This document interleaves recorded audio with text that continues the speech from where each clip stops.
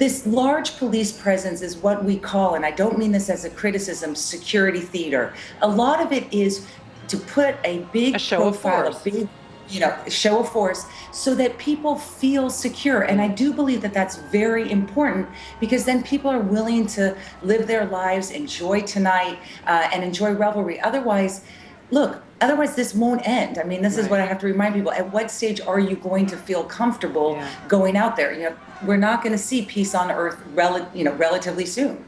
I want to play a little sound from. Hi everyone, my name is Michael. This is my YouTube page. Thank you very much for tuning in. Alright, so I want to say real quick, this person saying we're not going to have peace on earth anytime relatively soon is a war profiteer. Who benefits from there not being peace on earth? People exactly like this. People exactly like this are going to push war and fear as much as they can in order to profiteer as much as they can from it. People like this, for every bomb dropped, they make money because those bombs have to be replaced and they have to get built in some factory somewhere, and this bitch owns stock in that factory, guaranteed. That's why she looks so happy and smug when she says there's not going to be peace on earth anytime relatively soon. You know, in other words, many, many, many people are going to die. And I'm good with that because I'm making money off of it. That's why she looks like that. I'm getting famous because of it. I'm on TV because of it. If it wasn't for the fact that people were going to die in war that you're supposed to be terrified of, I'd be out of a job. And the other news model prostitute is all, okay, thanks for telling us thousands and millions of people are going to die and we're not going to get peace on earth and your children get to grow up in a fucking war zone. Have a great New Year's Eve. Just have the best New Year's Eve ever, okay? But don't let anyone kill you. Don't let the boogeyman get you. God forbid. These people are worse than anyone in ISIS. They're a bigger threat to your children than anyone in ISIS could ever dream of being. These people are the reason there's going to be perpetual war for as long as they can make it that way, because they get famous and they make money hand over fist. And that's all they care about. And I believe that 100%. And the only, Donald Trump says we have to bomb the shit out of ISIS. I'm going to bomb the shit out of them.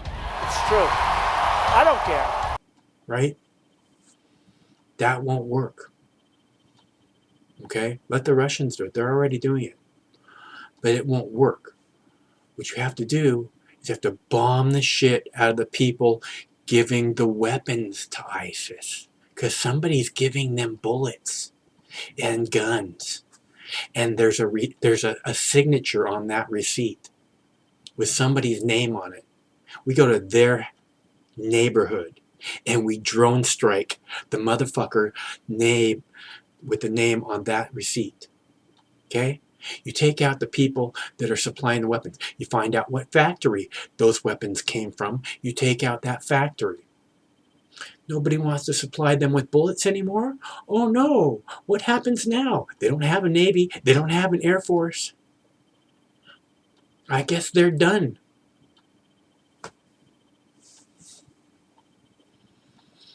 These people want perpetual war. They're the biggest danger. The war profiteers are more dangerous than anyone in ISIS could ever be. They need to be drone striked with extreme prejudice. Then we'll see who sells weapons to ISIS. Okay, so doing a fundraiser. Need your help. Want Mox News to stick around. 2016 through into the new presidency. I'm down. 10 years on YouTube. I made a lot happen here with very, very little. So I can continue to do that, more or less. We'll see. If you'd like to find out if we can continue to do that, it's easy to make a contribution at moxnews.com. So please go to moxnews.com. I've been making these videos asking for help. The last 3 days, I got one donation for $7. Thank you so much. And the person said, I know that this doesn't go unappreciated.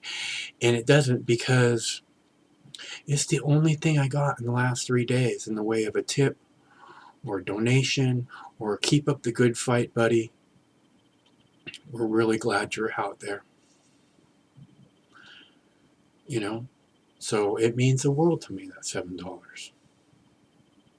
Very, very appreciated. Thank you very, very much. And thank you all for your continued support. One of these days, this war is going to end.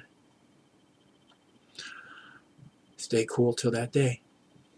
Good to have you back with us here on New Day on the last day of the year. Some parts of the world already ringing in the new year. Look at this. Minutes ago, fireworks lighting up the night sky in Auckland, New Zealand. Huge crowds were on hand at the city's iconic Sky Tower, taking in the sights and sounds and being the first to ring in the new year, at least for us here as we watch this morning. How wonderful. Happy New Year, folks. Back here at home, New York City Police Department is beefing up security. Some 6,000 officers are being stationed right there in Times Square. Federal officials are investigating a New Year's terror threat to 3 major U.S. cities. Want to discuss these threats and the challenges facing law enforcement tonight with our CNN security analyst, Juliette Kayyem. She's also a former Assistant Secretary to the Department of Homeland Security. Before you start your reveling, we figured we better get some answers from you about all of this. We know the president has been briefed on these threats that apparently originated from overseas, threatening Los Angeles, New York, and Washington. Officials say the threat is uncorroborated, based on a single source.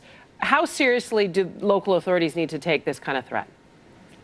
Well, I want to just put this in context. Since September 11th, 2001, almost every New Year's has encountered some sort of threat from 1 or 2 sources. So we're just putting it in perspective for everyone. Okay. While we are on edge because of the ISIS threat, because New Year's Eve is a high-profile event, because cities tend to, have these big parties, people congregate, we are always at an elevated risk and an elevated security apparatus during New Year's Eve. So this should feel familiar to many people who can remember the last 14 or 15 New Year's Eves. Well, and it's elevated fear, right? Given Paris, given San Bernardino, this kind of threat is going to fuel more fear for some people that are already on edge. That's exactly right. And so, part of what you're seeing coming out of New York, Los Angeles, other cities isn't so much, well, we know something bad's going to happen or we know that there's a specific threat. This large police presence is what we call, and I don't mean this as a criticism, security theater. A lot of it is to put a big profile, a big show of force so that people feel secure. And I do believe that that's very important because then people are willing to live their lives, enjoy tonight, and enjoy revelry. Otherwise, this won't end. I mean, this is what I have to remind people. At what stage are you going to feel comfortable going out there? We're not going to see peace on earth relatively soon. I want to play a little sound from New York's counter-terror official who is trying to allay fears. Take a listen. Yeah. We monitor threat information and intelligence information through our partners with the FBI and all the other government agencies, Department of Homeland Security, CIA, etc. And we are very, very confident that New Year's Eve in New York City will be the safest place in the world to be. He vows it's going to be the safest place in the world to be. So you're a former DHS official. What is your biggest concern going into tonight? It is certainly not Times Square. I mean, both the combination of the physical security as well as the covert intelligence sharing and all the other aspects of a security apparatus make me feel pretty confident with a place like Times Square. What would concern me is those places that are not getting that focus, places that are soft targets, towns like San Bernardino, places that most of us have never heard of before until something happens. It doesn't mean not to go out in those places. It just means, look, we have an infinite number of soft targets tonight and almost any day in the United States. And so the third piece of security is, one is the physical presence, one is intelligence sharing. The third piece is engaging people to see something, say something, philosophy. We have to get people engaged in their own security. You see a backpack, notify someone. You see someone doing something odd or strange, notify someone. That's part of what it means to be engaged in our own security. I was thinking, it's as though these things are sort of a regular warning now, as you mentioned, since September 11th. This is sort of an annual routine that we go through. Do you worry that people are going to get sort of desensitized? Real talk for us, Juliet. How concerned do people need to be as they go out and celebrate New Year's Eve? So I always say, we will never be at zero risk in this country. And I'm not just talking about terrorism. I mean, we have, we are a nation that is quite vibrant, that is, people flow in and out. And that's what makes this country exciting, right? That you can get on a subway and be at an exciting celebration in New York Times Square in just a few moments. So for people to remember that we have accepted a level of risk in this country and then to adapt their lifestyles accordingly. So see something, say something, as I said, talk to family and friends about preparations, be smart about what you're doing. New Year's Eve is an inherently risky night, not just for terrorism. People drink too much, they party too much. Yeah. And so we have to be smart, and that way we can reduce the risk for everyone. Well, my dear, I hope you have a wonderful, wonderful and safe New Year's Eve, wherever you may be. Thanks for joining us on the last day of the year. Happy New Year to you, Juliet. John? See you in the new one. You got it. All right, thanks, Michaela.